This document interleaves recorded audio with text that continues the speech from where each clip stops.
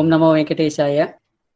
Shuklambaradharam Vishnum Shasivarnam Chaturbhujam Prasannavathanam Dhyayet Sarva Vignopashanteye Vyasaya Vishnu Rupaya Vyasa Rupaya Vishnave Namo Vai Brahmanideye Vasishtaya Namo Namaha. Tismarana Matrena Janma Samsara Bandhanat Vimuchate Namastasmi Vishnave Prabha Vishnave Lakshmi Nata Samarambam Nate Amana Madhyamam Asmadacharya Paryantam Vande Guru Paramparam Partaya Pradibodhitam Bhagavata Narayanena Swayam Vyasena Gratitam Purana Munina Madhye Mahabharatam Advaitamritavarshiniim Bhagavatim Ashtadashadhyayinim Ambatvamanusandatami Bhagavad Gite Bhavadveshinim Vasudeva Sutam Devam Kamsachanuramardanam Devaki Paramanandam Krishnam Vande Jagadgurum. Om Namo Venkateshaya. My pranams to everybody. So we have been seeing chapter 8, Akshara Brahma Yogam, where Bhagavan is saying that, any person who leaves this body thinking about me will ultimately reach me. Whatever objects or the persons that the person is thinking at the time of leaving this body, the next birth will be the place or the whatever objects that the person is thinking. That's what Bhagavan has been saying.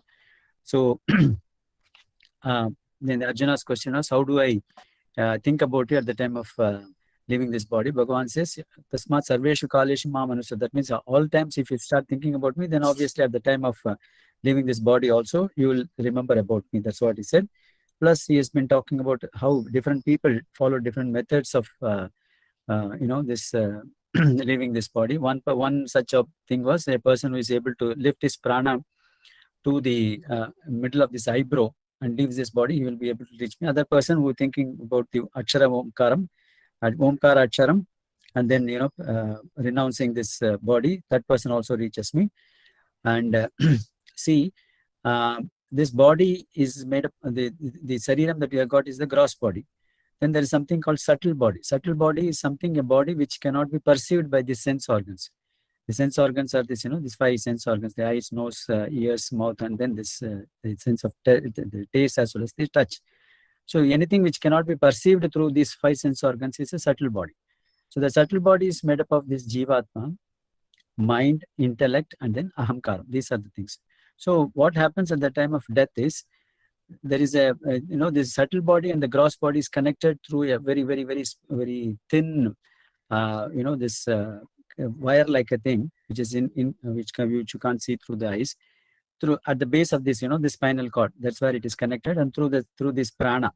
So the prana is the one which is connecting the gross body and the subtle body. That's why when we say, when somebody is alive or not, you just see whether the prana is there or not, something that's what. So the prana is the one which is connecting this gross body and subtle body.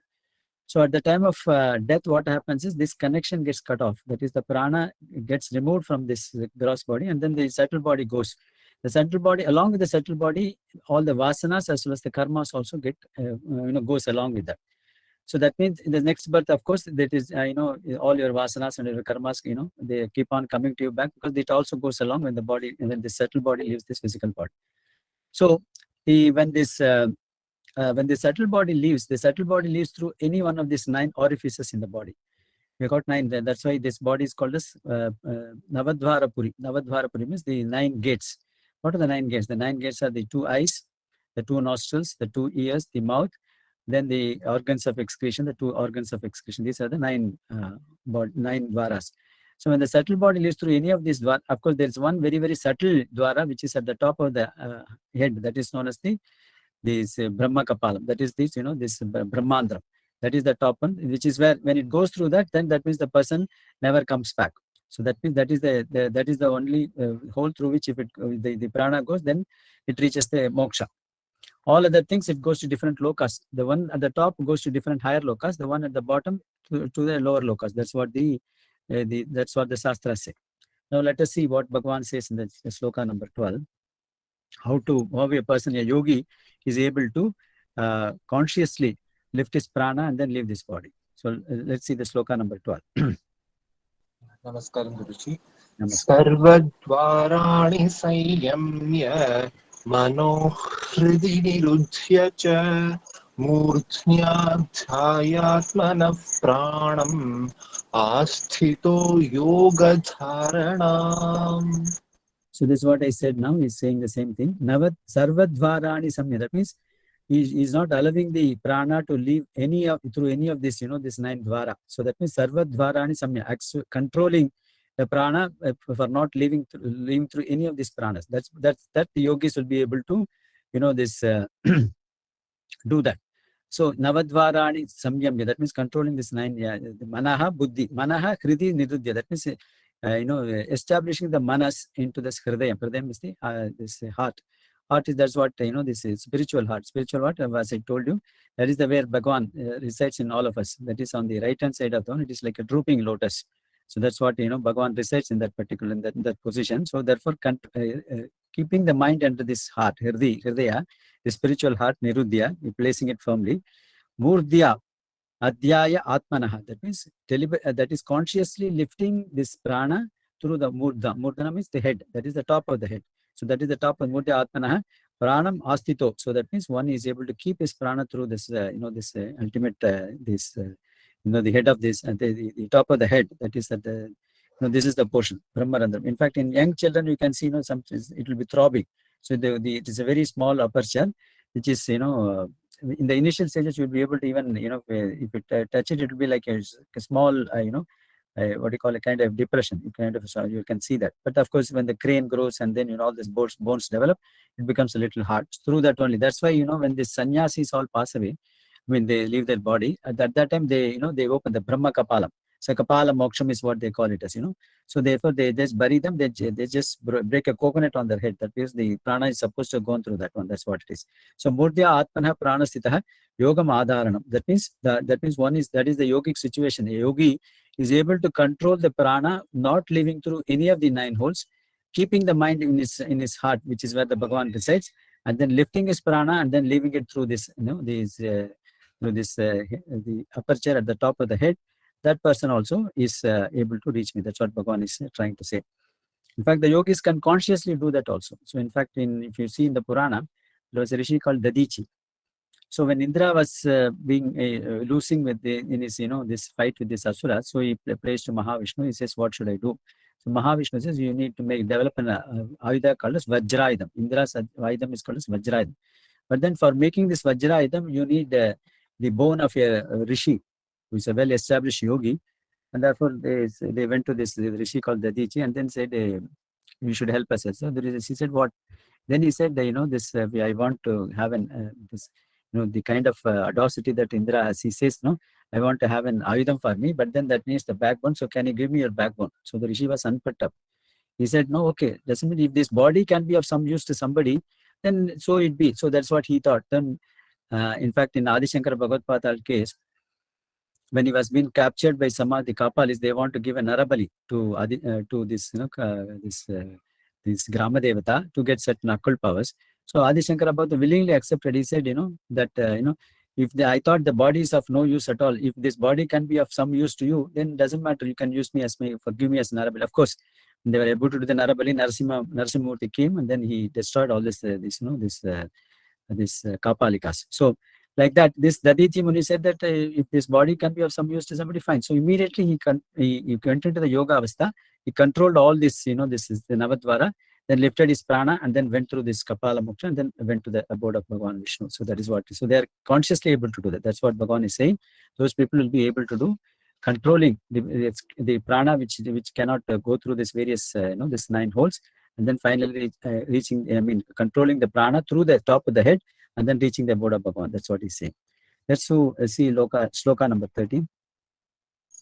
Om Brahma Vyaharan Mamanusmaran Yaprayati Tyajandeham Sayati Paramangatim. Now he's also talking another way of how to leave this body so that he can ultimately reach the Paramam Gati. Paramam Gati is ultimate abode of Bhagavan as such. Om iti eka aksharam. So that means the Om is made up of eka aksharam. Ekam aksharam, of course, it is made up of, it is a compound akshara. It is made up of the akaram, ukaram and makaram. Of course, we have talked about the meaning of Omkara aksharam also in earlier sessions. Om iti eka aksharam Brahma Vyaharan Mam Anusmaran. So Brahma, that means is this ultimate absolute Brahman, that is Vyavaharan, that means is vibrating. So the whole universe is vibrating with this Om Ekacharam. That is me also. Om itself is nothing other than Brahman. That's what it is. The whole world is vibrating with that Om Ekacharam. Yaha Prayati Tyajati Yandeham. That means he's thinking about this, vibrating this Om Aksharam, thinking about this Om Aksharam and the meaning of this Om Aksharam. A person who is able to leave this body. Tyajat Deham Sahayati. That means one who is able to leave this body, thinking about the Ekaksharam, that is the Om, which is the source of this entire creation. The whole world is vibrating with the Omkara, Pranavakara, Nadam. And the one is able to concentrate and meditate upon that and leave this body. That person also ultimately reaches me. So he has been talking in different ways. So I like Arjuna asked, no, how do I remember about you at the time of leaving this body so that I can reach you ultimately? So Bhagavan is giving different ways of doing it. Different yogis follow different methods.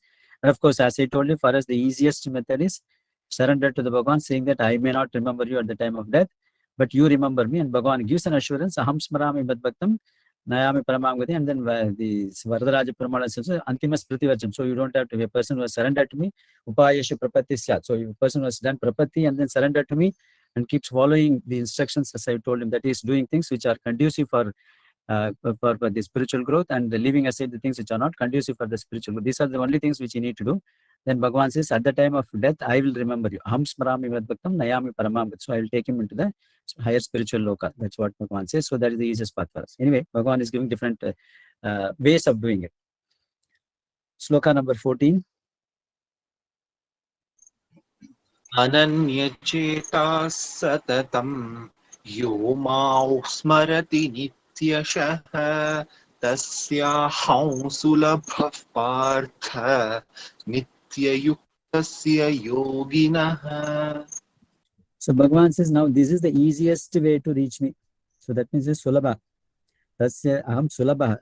I become Aham. Tasya, for him, I become Sulabha. I become very, very easy. Who is that person? Ananya Chetaha. Anya Cheta means thinking about something else. Ananya, not thinking about anything at all.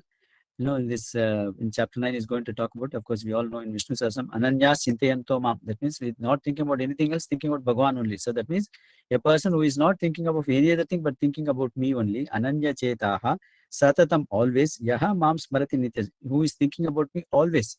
Nitya Saham, always thinking about me, thinking about it. To that person, I become very, very easy. Tasya Ham Sulabha Partha Nitya Yuktasya Yogana. So that is the kind of yogi who is always ever united with me. Nitya Yukta means to get united. He is always united with me, even living in this world. He is always thinking about me. For that person, I am very, very easy to be obtained. So I am become easy to obtain. So Sulabha is one of the namas which you find in Vishnu Sahasranam. Sulabha. Of course, there is another antonym of also you find that Durlabha. Durlabha is for a person who doesn't follow this path, he becomes difficult to be obtained. And for a person who is always united with Bhagavan, always thinking about Bhagavan, to that person, he says, I become very, very easily to be approached. And therefore, that is the easy way of remembering me. So, I mean, when you become as an habit thinking of Bhagavan always, then of course it happens always. Or you create an habit saying that at the time of last minute I should think about, at the time of last minute I should think about that. If that kind of an inner thought you keep on having it, when the situation arises, then you will be able to remember Bhagavan. Or if unless you have some other, I want this, other desires which are deep-rooted desires, then those deep-rooted desires come at the time of death. Whereas if you don't have any other deep-rooted desires, only think that at the time of final stages, I must remember Bhagavan. The time of final stages, I must remember. If you keep it as a habit, or can internally tell your mind that is how it should be, then maybe at the last time, you'll be able to remember Bhagavan as such. That's what it is. Let's move on to sloka number 15. Mamupetya punarjanma dukkhalayamashashvatam napnuvanti mahatmanah samsiddhim paramangataah. So what is the advantage of reaching me? Bhagavan is saying that Mam Upetya, having reached me, Upetya means having arrived at my to my abode, Punarjanma. So there is no rebirth at all. Punarjanma, there is no rebirth at all for that Punarjanma, which is Dukkhalayam. This place of where we are now currently existing is Dukkhalayam. Alayam means the place. Dukkha, it is the place for all this dukkha, all the sorrows. This is the place of all the sorrows. Ashashvatam, and also it is not permanent. So having reached me, so that means the Bhagavan's abode is not Dukkhalayam, Sukhalayam. That means it gives you Anandam and Shashvatam, it is permanent also. So once you reach Bhagavan, there is no question of coming back, and you are always in bliss and enjoyment. That's what Bhagavan is saying. This world, compared to that, this world is Dukhalayam. Dukhalayam means the place of all sorrows. Ashashvatam, it is also impermanent. It is transient. That means you leave for some time, you go back and again come back. So this is what is called as Ashashvatam. Na apnuvanti. So those people never come to this world, which is Dukhalayam, and this Ashashvatam. So that means Bhagavan is saying, so having reached my abode, there is no rebirth, and that person doesn't come to this world, which is full of sorrows and also which is transient, which is not permanent. Na apnoti Mahatma, that great Mahatmas who have reached me by abode, Samsiddhim Paramamgata. So that means they have achieved, Siddhi means the goal. So having achieved this goal of this Vaikuntham or the Moksham, Paramamgata, which is the ultimate. So that means they have reached the other, Paramam means ultimate supreme. They have reached the supreme abode of Bhagavan, and having reached the supreme abode of Bhagavan, these people, there is no rebirth for these people, which is into this world, which is full of sorrows, and then it is not permanent also, and these Mahatmas never reach this loka at all. So that is the advantage of Bhagavan says, once you have reached me, nacha punaravartate, nacha punaravartate. That means they never come back into this world at all. So that means that is the ultimate goal that all should achieve, because that is Sukhalayam. That means it is the happiness, the place of happiness, and Shashvatam, it is a permanent place. So as long as it is a permanent place and happiness, why would anyone like to come back to this world? And that's what Bhagavan says, they will never come back to this world. So we'll continue the discussion tomorrow.